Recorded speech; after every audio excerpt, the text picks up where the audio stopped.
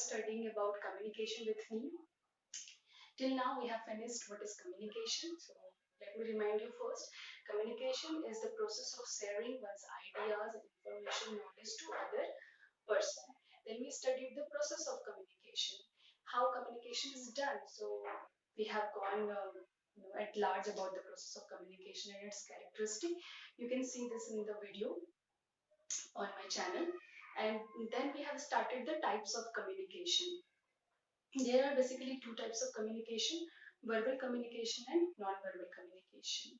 As I have discussed in the last video, verbal communication is the communication which is done through words, with the help of words.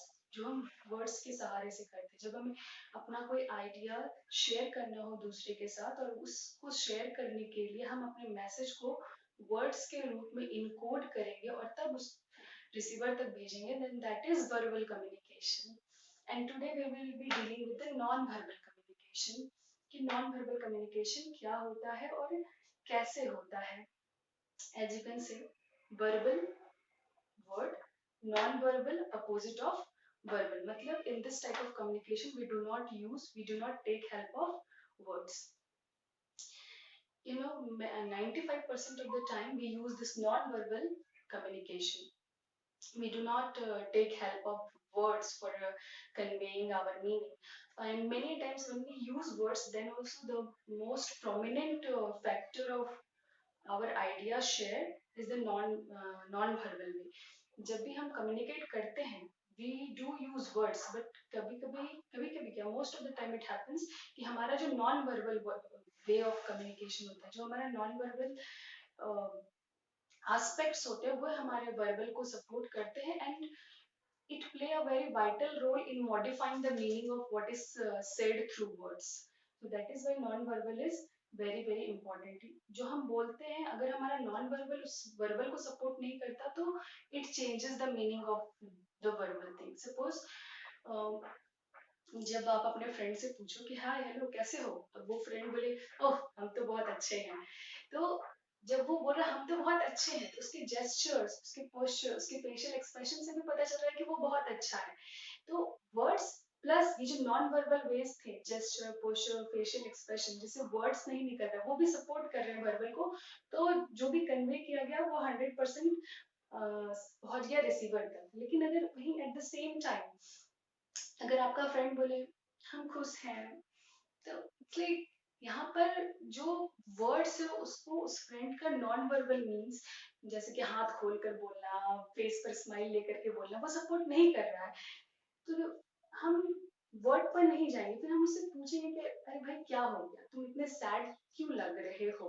तो यहाँ पर verbal communication को हमने importance नहीं दिया, बल्कि हम ज्यादा यहाँ पर प्रोमिनेंट हो गया हमारा नॉन वर्बल बेस. और इसलिए 95% टाइम नॉन वर्बल कम्युनिकेशन किया जाता है. एंड आजकल तो सोशल नेटवर्किंग साइट्स का जमाना है. You will see emoticons, means icons which shows different emotion of the person. Like some of the icons are here. This icon shows happiness, this shows sadness, this shows fear, and this shows anger, isn't it?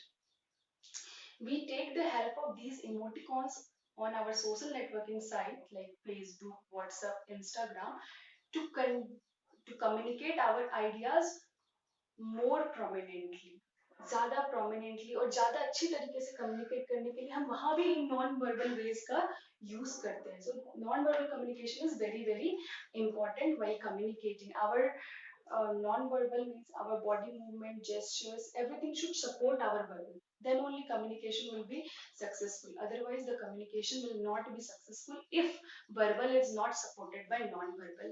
And one more thing, non-verbal is very powerful.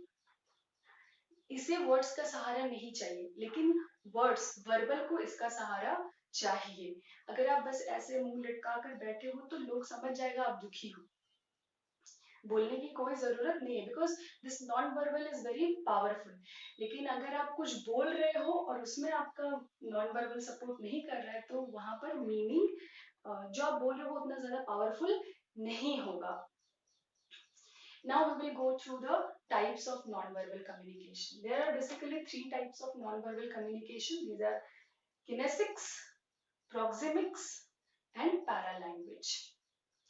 Under kinesics comes many जब आप interview में जाते हो, interview क्यों लिया जाता है? आपका नॉलेज पहले ही चेक कर लिया गया है कि आप कितने ज़्यादा नॉलेजेबल हैं, आपको कितना आता है, नहीं आता है through the written test which you have given.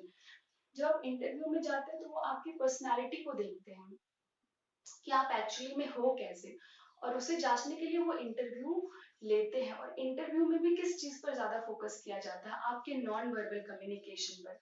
अब अगर कोई आदमी इंटरव्यूई बैठा हुआ है इंटरव्यू में और वो अपने नाखून को ऐसे ऐसे काट रहा है या दांत चबा रहा है या अपने फीट्स को मूव कर रहा है, तो ये शो करता है कि वो बहुत ही नर्वस है। और अगर वही वो इंटरव्यू में बहुत ही अच्छी तरीके से बैठा हुआ एकदम इरेक्ट शेप में आई कांटेक्ट के साथ अपने इंटरव्यूअर के क्वेश्चन का जवाब दे रहा है, कोई हेजिटेशन नहीं हो रहा है उससे वो बोलने में, तो ये उसके कॉन्फिडेंस को शो करता है और उसका एक अच्छा पर्सनैलिटी इंटरव्यूअर के सामने में रखता है।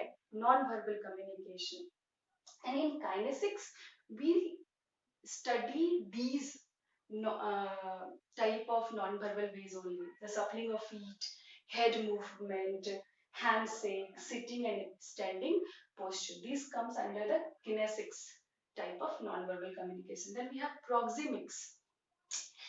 This under this type of communication comes the space which is there between the sender and receiver. अब अगर दो लोगों के बीच में स्पेस बहुत ही ज्यादा कम है तो ये देखने वाले को पता चल जाता है कि ये दोनों काफी ज्यादा फ्रेंडली है, एक दूसरे को बहुत ही अच्छी तरीके से जानते हैं। लेकिन अगर दो फ्रेंड एक दूसरे का अपोजिट मूव करके बैठे हुए हैं तो देखने वाला समझ जाता है ओ इन दोनों के बीच कुछ अच्छा नहीं है, there is lot of differences. Similarly अगर कोई हैंड शेक करता है प्रॉपर डिस्टेंस पर, जो एक स्टैंडर्ड डिस्टेंस है, then that is considered as okay they are having good understanding. लेकिन अगर कहीं वही लूज हो गया, डिस्टेंस ज्यादा हो गया, तो दैट शोज कि they are not having good understanding. And proxemics, under proxemics these type of non-verbal communication comes. Then we have para language.